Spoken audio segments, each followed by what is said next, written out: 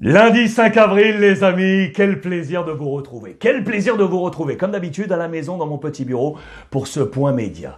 Ces quelques jours ont fait du bien. On a pu construire de nouvelles voies de passage pour, ensemble, échanger à l'avenir. Je vous l'ai annoncé sur les réseaux sociaux, dans quelques jours, on va se retrouver sur d'autres plateformes. Également sur YouTube, mais également sur Twitch. Et là, sur Twitch, je vais avoir besoin de vous, les amis, parce que je suis un petit nouveau. Ceux qui connaissent bien la plateforme, je vais compter sur vous. Je vous demanderai quelques questions. En attendant la revue de presse, avec bien évidemment la semaine Ligue des Champions, les copains de NetBet qu'on va retrouver pour tenter de trouver les meilleures cotes. Mais en attendant, je voulais porter votre regard sur une nouvelle affaire de racisme qui a assombri la Liga espagnole. Mouktar Diakabi, l'ancien du championnat de France de Ligue 1, défenseur central de Valence, sur la pelouse de Cadiz. Tu n'es pas seul, Mouktar. À la une de Marca, il aurait été sujet et victime de propos racistes par l'un de ses adversaires. Il a décidé de quitter la pelouse. Ses coéquipiers l'ont accompagné. Mais attention, Valence aurait pu être sanctionné. Du coup, Mouktar Diakabi a demandé à ses copains de revenir sur la pelouse des Fêtes de Valence. Mais on s'en fiche complètement. Le problème, c'est bien évidemment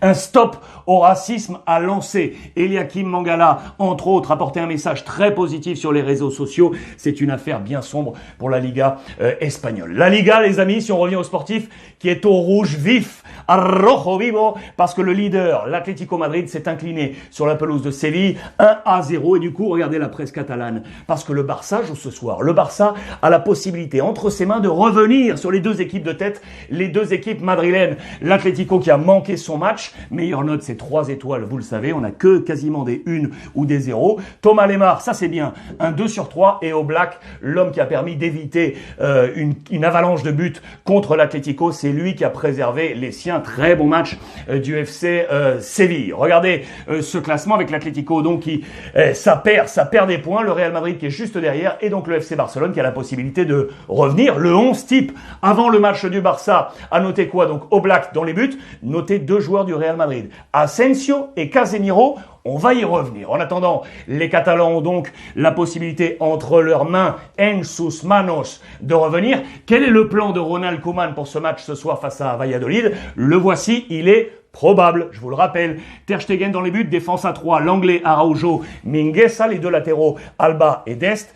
Pedri, De Jong, Busquets, Messi et Ousmane Dembélé face à la formation du président Monsieur Ronaldo. Une parenthèse avec la Ligue 1, vous allez comprendre pourquoi. Vous le savez, très bon match de Lille qui s'est imposé au Parc des Princes face au Paris Saint-Germain. Et Lille qui est devant Paris avec 3 points d'avance. Je voulais souligner le très bon travail de Christophe Galtier, le coach de Lille. Travail mental également pour remonter les siens dans cette bataille pour le titre. Paris qui va jouer face au Bayern Munich en Ligue des Champions. On verra les cotes dans 24 heures avec NetBet. Le problème majeur pour Pochettino, vous le savez, c'est un problème central, le milieu de terrain. L'absence de Verratti et de Paredes face à Goretzka et à Kimmich. Quelles seront les solutions? On va développer tout ça, bien entendu, dans les prochaines 48 heures. À noter la présence en face de Choupo-Moting, l'ancien de Paris. Il est adoré par le vestiaire du Bayern Munich. C'est ce que nous dit ici Alexis Menuge, notre confrère, dans les colonnes de l'équipe Affaires à suivre. Premier match avec les copains de NetBet. Alors demain,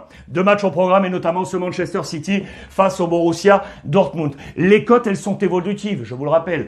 Sur NetBet, vous allez checker ces cotes. À l'heure qu'il est, à l'heure de l'enregistrement de cette pastille, on est ici à 1,36 pour la victoire de City. Le nul, les amis, il est à 5,10 et la victoire du Borussia, elle est à 7,50. 7,50 pour la victoire du Borussia. Évolutive, je vous le rappelle. Quelques points d'information. Notez que le père Guardiola en a assez. Vous êtes en train de tuer mes stars, les amis. Pourquoi dit-il ça? Il est présent sur tous les tableaux. En FA Cup, en League Cup, en Ligue des Champions, en Première Ligue. Le calendrier, il en veut à l'UEFA et la FIFA. Attention pour ce match face à la bête en face. Haaland, bien évidemment. Haaland, la star du Borussia. Que veut Pep Guardiola? C'est sa priorité numéro 1. Maintenant, vous le voyez, même devant Lionel Messi. C'est ce que nous dit la presse anglaise.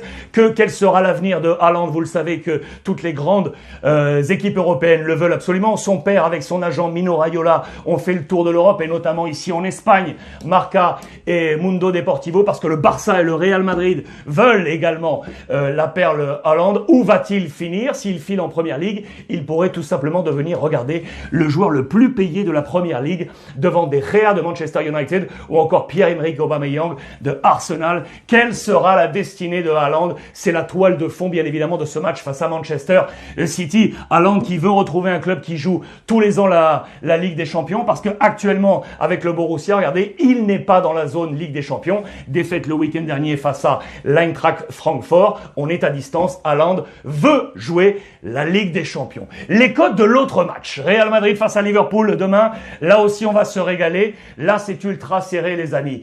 2,65 pour la victoire du Real. On est à 3,45 pour le match nul. La victoire de Liverpool, elle est à 2,50 à l'heure qu'il est. Là aussi, c'est évolutif. Les dernières informations concernant les deux clubs. Le Real qui s'est imposé face à Eibar 2-0 avec un énorme Casemiro. Je vous l'ai dit tout à l'heure, il était dans le 11 type de la Liga. Tout comme, je vous l'avais annoncé, Asensio. Ça, c'est intéressant parce que Zidane a relancé son plan B et a pu relancer Asensio qui pourrait de nouveau entrer dans les plans de Zizou. Ça, c'est une affaire à suivre pour sa composition d'équipe face à Liverpool. Lui, c'est sûr, il sera là. Karim Benzema qui continue. Ça fait 7 matchs consécutifs où il marque 9 buts au total sur ces 7 matchs. Il est devenu le 4e meilleur buteur de l'histoire du Real Madrid en Liga. Derrière Cristiano, Raúl, Alfredo Di Stefano avec 187 buts pour Karim Benzema. C'est absolument prodigieux. Et si Marcelo était dans le plan de départ, il a fait un très bon match face à Eibar et on pourrait le retrouver dans ce plan avec cette défense à 3 où lui serait du coup un cran plus haut. Il serait derrière épaulé par Ferland Mendy. Du coup, on pourrait voir un Marcelo dans ce plan de Zizou. Lui, Hazard, il est de retour dans le groupe, il s'entraîne. Et s'il était présent dans le groupe de Zizou pour jouer face à Liverpool, qui était l'un de ses meilleurs ennemis, une de ses victimes préférées lorsqu'il était sous les couleurs de Chelsea.